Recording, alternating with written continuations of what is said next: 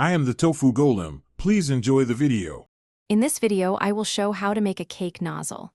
Begin by collecting a piping bag, coupler, and a round tip, plus modeling clay for shaping templates. Roll the clay thin and press the tip to create a custom aperture, then trim slowly for desired flow. Test on parchment and adjust until icing comes out smooth and even. These simple steps help you craft reliable nozzles at home. Warm up your hands and tools before shaping for more control and smoother results.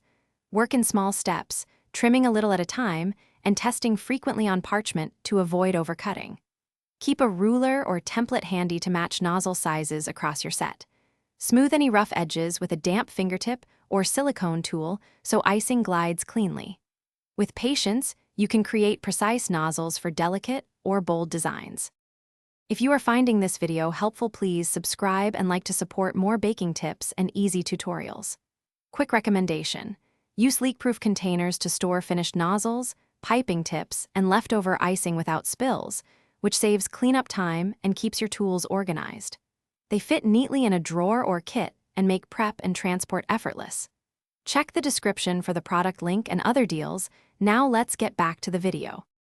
Always test newly made nozzles with the actual icing you will use, as consistency changes the result. If designs flatten, slightly thicken the icing or reduce the aperture size, then recheck. Watch for air pockets in the bag and practice steady, even pressure to maintain uniform lines.